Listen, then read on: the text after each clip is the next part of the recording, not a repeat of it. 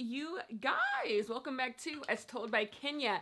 In today's video, we are going to be talking about NeNe Leakes' interview with Carlos King. NeNe Leakes is a member of Real Housewives of Atlanta. She was at least, and basically she has kind of been out of the spotlight for a while. I know she was on College Hill, but we haven't really gotten a sit-down interview with NeNe in a really long time. We know that NeNe has certain feelings about Real Housewives and the Real Housewives of Atlanta franchise, so this was her time to get those feelings out. She was sitting with producer Carlos King. Carlos King is the producer and creator of Love and Marriage Huntsville over on the OWN network, and he also was the producer of Real Housewives of Atlanta for season 6, 7, and maybe 8.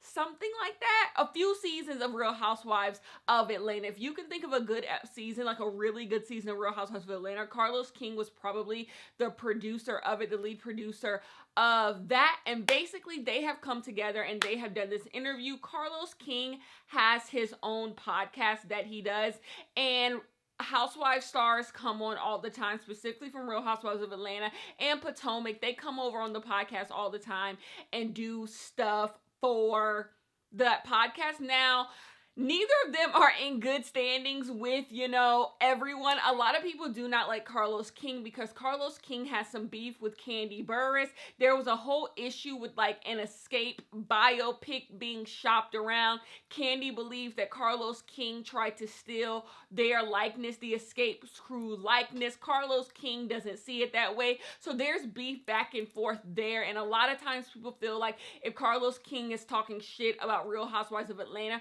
he's talking shit because he does not like Kandi. And then NeNe doesn't get along with anyone over at Bravo. Ever since she tried to sue Bravo, she called Andy racist, and there was just a lot going on there. So NeNe has not been on anything Bravo since all of that has happened, and that's how we start our interview. So we start the interview with NeNe Leakes talking about the impact that Real Housewives of Atlanta had on pop culture, and I don't think that can be disputed. Real Housewives of Atlanta did have a huge impact on pop culture. NeNe Leakes had a big impact on pop culture when it comes to being the lead of an ensemble. NeNe Leakes was that girl. Now, I push back on the idea that maybe NeNe was the first person to have done this, but because you always had a Tiffany Pollard from Real Flavor of Love. There was always, this idea, but I think NeNe becoming really, really famous and NeNe,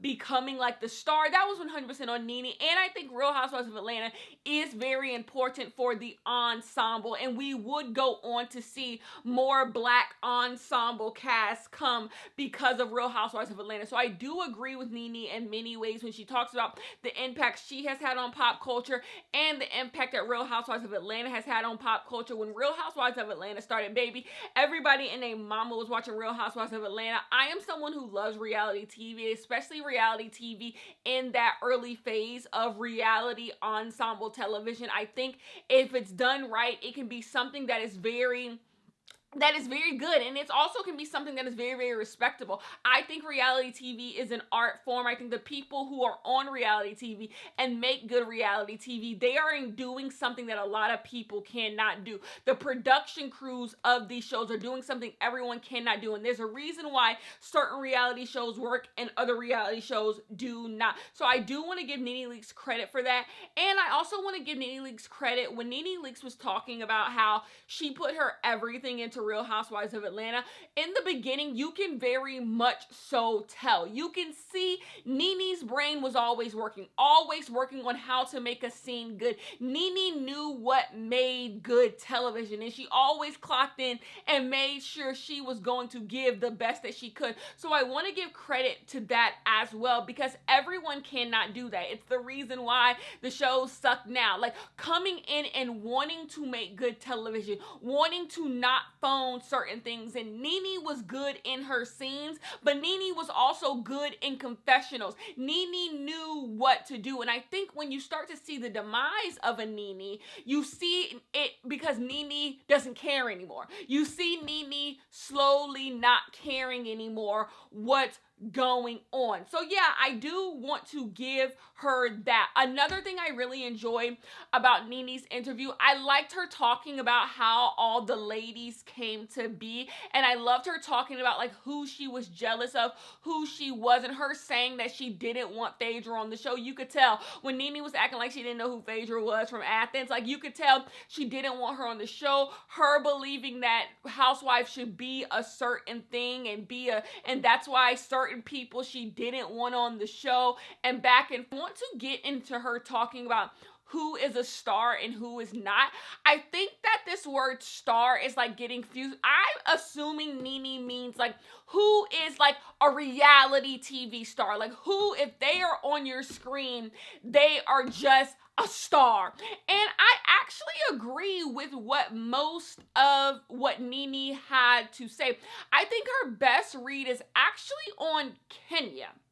Here is the thing. When Kenya came on Real Housewives of Atlanta, baby, Kenya wanted a check. Kenya wanted her name in lights. Kenya wanted the spotlight. And the best way to do that was to be a villain. She was going to fuck up everyone's fun. That is what Coochie Crack, when she came on with Coochie Crack, like she came in to be a villain. She came in to annoy everyone. When she was mean to Porsha, when Porsha invited her to speak at her charity event, like Kenya just came in being mean to everyone, and Kenya was playing a role. You could see that Kenya was playing a role. She was playing a role that would get her to be more seasoned, but because that is the Kenya that we met, it's very hard for Kenya to transition into doing anything else. Now Kenya is perfectly nice. Kenya is perfectly nice. She has Brooklyn. She don't want no mess. She don't want no drama, but it's really hard to see what the purpose of Kenya Moore is if she's not doing that. So when you get to the newer season, Kenya's just sitting there. You're kind of just like, Kenya, if you're not starting a mess, what is your purpose? Because that's all we've known of her. So when Kenya said that when NeNe said that when Kenya came on the show, and everyone thought she was this Barbie doll, she was this Miss USA, she was all of this, and then people saw her and was just like, oh, she's Messy Boots. It did change something, and I actually agree with her. And I think that's Kenya came on the show and intentionally did the job that she wanted to do. She wanted more seasons. She wanted to be first chair at the reunions, and she got all of that. But what that did was it typecasted Kenya Moore. You never would see Kenya Moore go on to do more. And I think if Kenya came on the show and was Heisa Diddy, she took a different angle, you would possibly see Kenya get more spinoffs. You would see Kenya get other opportunities outside of Housewives world. But because of the role that Kenya herself chose to play, it did just fit this Housewives mold. It just did. And I think it kind of did take away from the star power that Kenya could have been. Now, who's to say she would have, right? Because, like I said, she came on here to get a check. Kenya wasn't doing nothing before she came on here. Like, that period between when she was in every 90s movie and then when she came on here, like, it was very quiet for Miss Kenya Moore, right? So who's to say it wouldn't have continued to do that? But if I could do some Monday morning quarterbacking, I think Kenya Moore would have had a resurgence. I'm going to be so honest with you. I think if Kenya would have never came on Housewives, and the world we live in today where everyone is just grabbing for a crumb of nostalgia, I think Kenya would have had a resurgence. She would have had a resurgence, and I think we would have seen Kenya, do more things. But you have to ask Kenya Moore herself, like, would that have been worth it? Because Kenya has made a lot of money on Housewives. And she has done like other things. She has her Kenya Moore hair care. I saw she's opening up like a little salon or something like that. Like, she's doing things. So you have to ask her, like, would a little resurgence that maybe would have gave me a more of an acting career, or maybe I would have gotten a modeling, is that worth the stuff I got because I did Housewives and was acting a fucking fool? You have to ask her. But I do think that, like, the idea that Kenya can just go on any show and be a star is not true. If that's the case, then we would all be tuning into Real Housewives of Atlanta right now. And we're simply just not, because Kenya not doing nothing. Kenya's bored. Kenya's 100% bored. But what I disagree with NeNe is NeNe said that Kenya messed up the show. This is where I have to agree with Carlos King. Kenya and Porsha coming on in season 5 100% changed the dynamic of the show. And that's what truly, I think, changed Housewives. Like, Real Housewives of Atlanta before, yes, it was really, really good, but it was still kind of doing what the OC was doing, still doing what Jersey was doing, where it was just these ladies living their mundane lives and, you know, what comes with that. When Porsha and Kenya came, number one, it made the show seem a little younger. And baby, they got it cooking. Like, it just, the issue I have with the show right now, the show moves so slowly.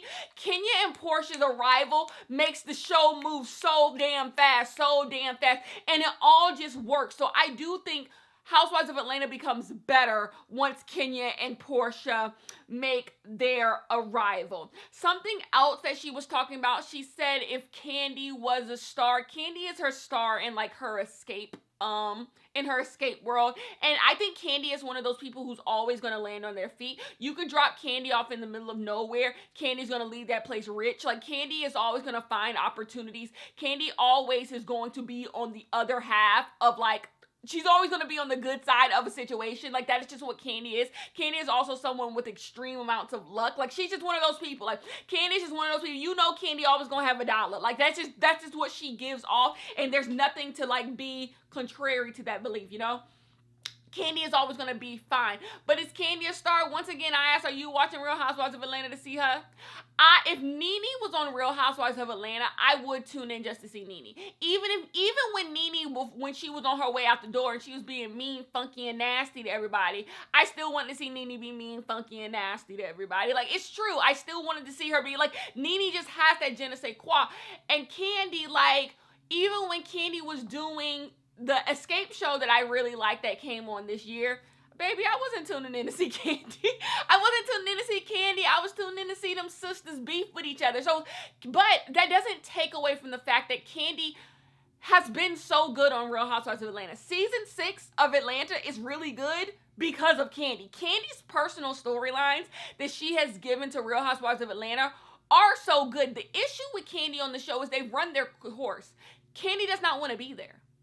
Kandi does not want to be there. Kandi is there because of what Real Housewives of Atlanta does. Number one, she get paid $1 million to be there, and it keeps your name in people's mouth. But Kandi and Kenya are equally as bored. That's why I do not understand when people who are Kandi and Kenya stans and we say they need to leave the show, y'all be bullying us and gaslighting us and being like, but they this, but they, and it's just like, you see them, you're bored.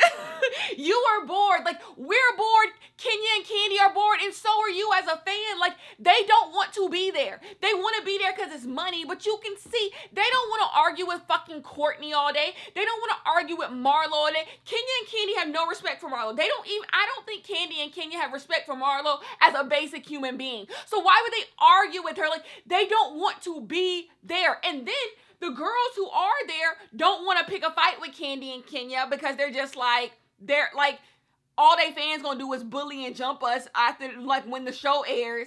And, like, all they gonna do is call us irrelevant and broken. They the reason why we here. Like, there's just no point. Like, it's just, the dynamic does not work because Kenya and Kandi feel like they are above this situation. And they are. And they've given it enough. I agree with them. I think they are above this. They are above arguing with these girls because it's just like, what? This is played. This is old. And you can tell on Kenya and Kandi's face that they both believe that this is played and this is old. Kandi should just go get her own show. Go give Kenya and Brooklyn their own show if they have so many fans who want to see them so fucking bad. But let me tell it, I don't think y'all would even watch a Kenya or Brooklyn show, and you wouldn't watch a Kandi and Todd show. Like, Kandi has always gotten shows because someone else around her is more interesting. The aunties were fucking delusional. The SWV and Escape show, they was messy. Like, it's always been someone else roping Kandi in. But in Real Housewives of Atlanta, Kandi don't even want to be roped in. Like, she's just barely there. Like, I'm so sorry. It has run its course. And then with Kenya is only as good as her greatest opponent. I am so sorry. Kenya is only as good as her scene partner. So if Porsha, that's why when Porsha used to give Kenya, like, not the time of day towards the end of Porsha run, Kenya had nothing to do. Like, Kenya is only as good as the person she's arguing with. So if she doesn't have someone as good as a Phaedra, a Nene, or a Porsha to argue with, She don't have nothing to do. She doesn't have nothing to do. She needs that. She needs someone to spar back and forth with her. She needs it. It keeps her alive. It fuels her as a character. And that's just simply not there. We got some good Kim Zolciak stuff because I do agree with Nene when she says that Kim Z was treated differently. Remember when Kim was like, no other person would sit on this couch with the rest of y'all? What did she mean by that? When she was like at the reunion, she's like, what other white woman would sit on this couch with the rest of y'all, huh? But I do say that to say Kim Z did get special treatment, baby. Kim ain't never went on a trip.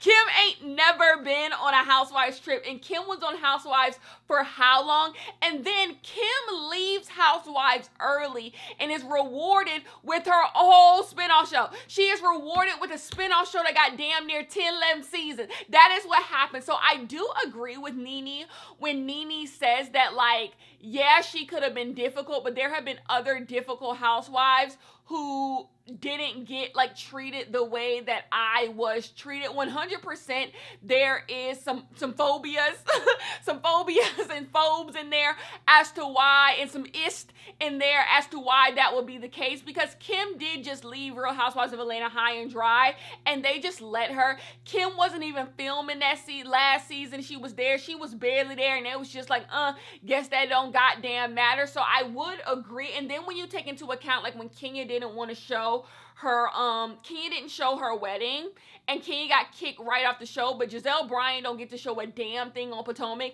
and Giselle Bryant just gets to stay there. Robin ain't got kicked off of Potomac, and she didn't show shit. Like, it's just like, there's always been this double standard going on, and I agree. Nene, here's the thing. This is where I go back and forth. Nene tries to act like she's Miss Innocent and all this. Like, be fucking for real. Like, Nene, you leaving Real Housewives of Atlanta wasn't that long ago. Like, we know how you left. You left there mad and upset. Mad and upset. You didn't want to film with nobody. You was stank. You was very, very stank. And you gave them your ass to kiss on the way out the door. So this idea that it's just woe is me, that's going to fall on deaf ears for me. But I do want to point out that she is right about there being some type of double standard there, because many people on Housewives also don't give nothing. They don't show nothing. They're rude. They're mean. They get to leave. They get to come back, and the door is wide goddamn open. So I do think the minute Nene stopped being a workhorse for them,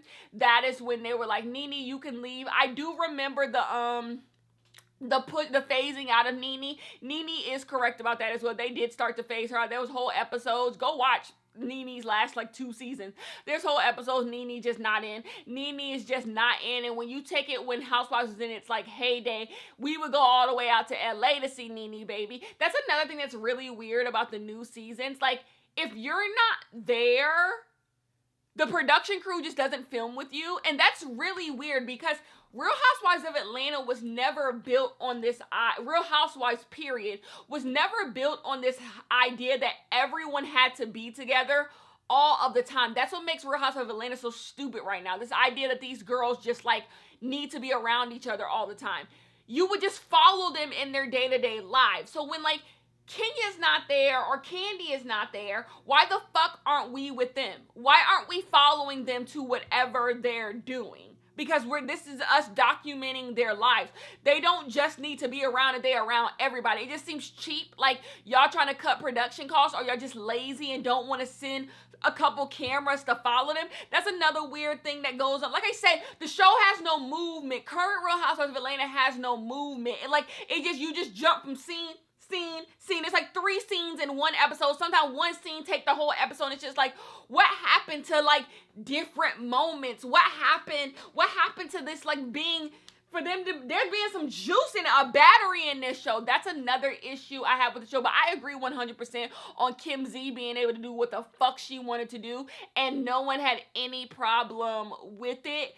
And then Nene is over here, you know, really, really working. Because I wanted to say, Kim Z was only as good as Nene. Kim Z being made a name 100% came from Nene. Came from Nene. Nene is the one who made Kim Z interesting in the beginning. Kim stays so long those first 5 seasons because of the fact that NeNe and Kim Z were a good duo. They were a good duo when they was friends, and it was a good duo when they were apart. Now, what I do not agree with NeNe, and NeNe said this in the second part of the interview, she said she believes she should be as big as Kim Kardashian.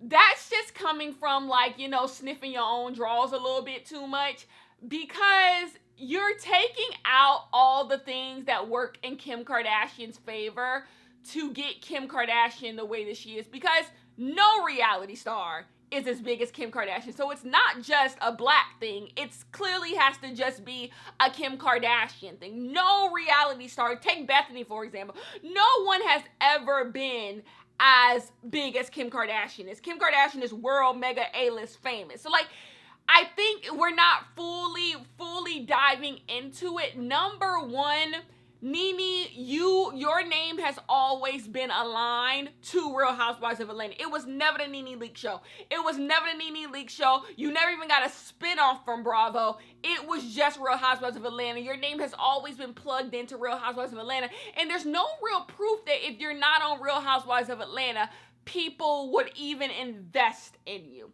But with Kim Kardashian, her last name has always been Kardashian. Keeping Up with the Kardashians is 100% always centered around her. And then Kim Kardashian has always made a lane for herself that, like, I'm not giving Kim too much, like, but I am going to be honest, a lane for herself that didn't really exist. She became the ultimate of the socialites. NeNe went down this route of getting like a respectable job. Because when you really think about it, what does NeNe have that Kim doesn't have in terms of like job? Neither of them have a real job right now, right? Neither of them are acting like y'all both on Ryan Murphy Productions, right? It's this idea that Kim makes a lane out of no lane, and NeNe hasn't been able to do that. So Kim would start businesses, she would do licensing projects, she would do all of that. So I would just say Kim has just been marketed different, and obviously due to privilege, white skin, beauty standards, and beauty politics, it's easier to market Kim in certain ways, and Kim 100% played into the thing she knew was marketable. And then you take into account nobody gonna care about you more than family. Kris Jenner had an incentive to market Kim more and more and more and more. NeNe, there's no one who has necessarily ever had an incentive to take you to the moon. So of course there's gonna be that issue, and then you cannot lose the Kanye of it all. So even if you believe, when this is what NeNe says, she was at Northwest baby shower, and it's like, we were the same, like we were in the same circles, and then it just was like to the moon. You can't underestimate the Kanye of it all. And out of Kim's mouth herself, so Kim stand the fuck down, out of y'all bitch mouth herself, she has said that Kanye opened up doors for her that would have never been opened before. All of her more lucrative relationships, her more high power relationships came from the fact that Kanye did that. Every single thing she does on that new boring ass show they have on Hulu, she talks about the fact that it was Kanye who introduced me to this person. It was Kanye who did this. It was Kanye who showed me this. She said she wasn't even into fashion before Kanye. Like, it was Kanye who did, like, so you can't also underestimate the fact that she got Kanye. And so, like, that's another person in her corner who's a part of her family who is incentivized to get her further and further and further. Like, a lot of also, so you have the privilege, you have the politics, you have the beauty standards, you have the whiteness, and you also have the family part and the Kanye part.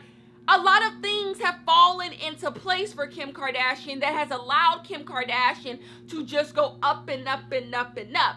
NeNe, those things haven't happened. I don't think you can just say, I should be as big as Kim without really having a real conversation as to why Kim is the way that she is and why Kim is where she is at. A lot of things have fallen into place.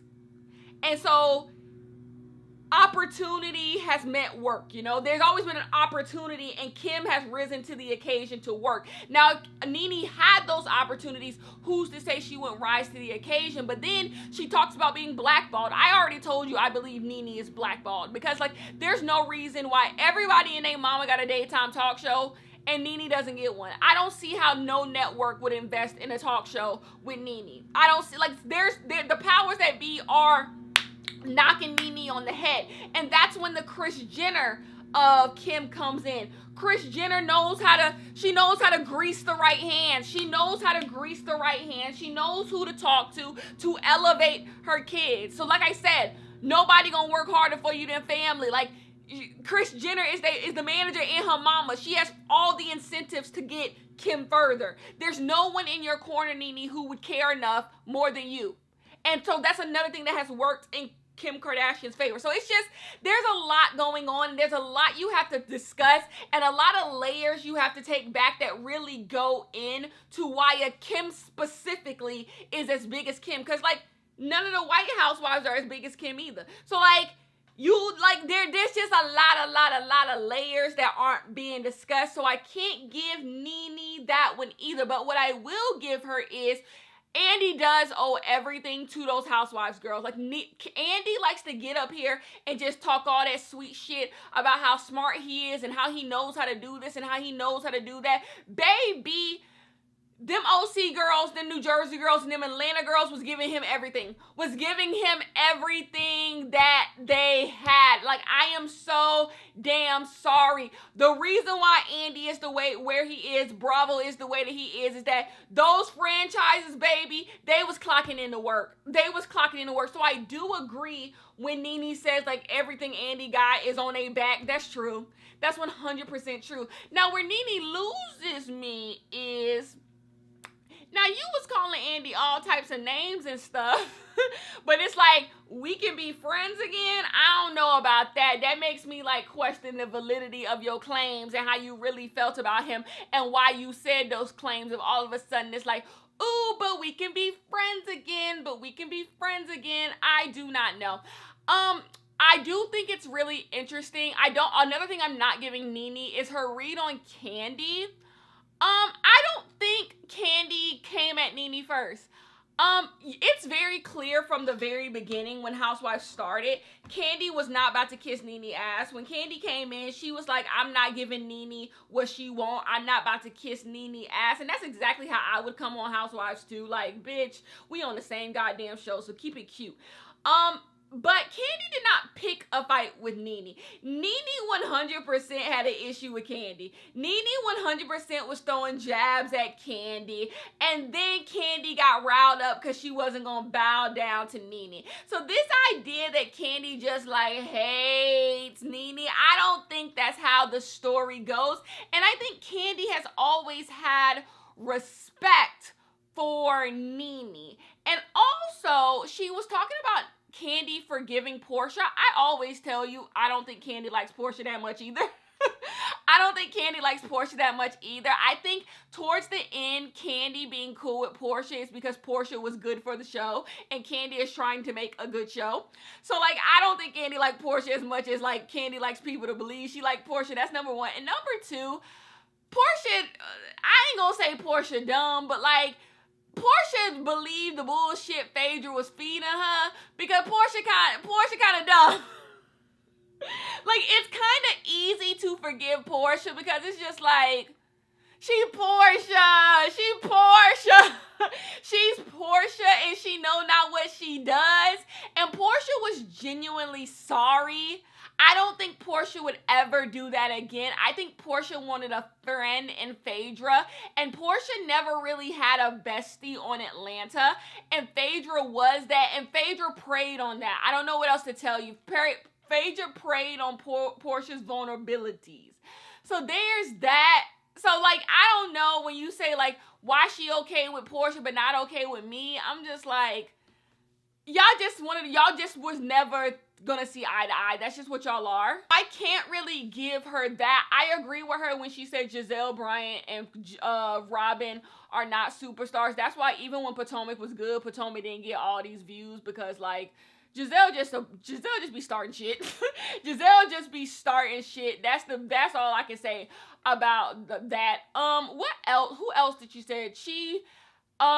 Her read on Marlo is also bad, talking about Marlo is the only thing bringing anything to Atlanta. It's just because she's still friends with Marlo, because Marlo ain't doing shit on Atlanta either right now. Marlo needs to go. I do agree with her, obviously, when she says everyone needs to leave Real Housewives of Atlanta. Please.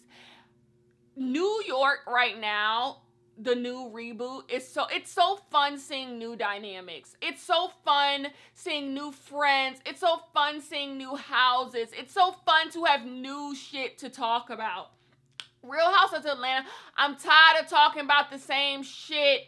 I'm tired of seeing Kenya run behind Brooklyn. I'm tired of seeing Kandi talk about working all day. I'm tired of seeing Drew and Ralph. I'm tired of seeing Sonya. I'm tired of seeing Marlo. I'm tired. Like, I've seen it. What more do I need to see of the same goddamn shit? Drew's a liar and Ralph be cheating. Like, what else do we got? Kenya be taking care of Brooklyn. What else do we got? Sheree don't never got a man in her money funny. What else do we got? Kandi work all the goddamn time. What else do we got? Like, there's just nothing there. Production is bad. It's just like, start over. Like Nene said in that interview, baby, they keep swapping them out and maybe this person will work. How many times Kenya, how many times I gotta tell y'all Sheree don't work? Sheree's best outing was her first outing. It's never going to get better. But y'all keep bringing Sheree back, and it's just like Nene said, I think in the interview, the Bravo don't give a shit. It just seems like people just like, if you don't care, just end it. Just not have an Atlanta. Because this is bad. In the first interview, they talked about Cynthia coming on. I do want to discuss how in season 5, Cynthia has the best storyline in season 5.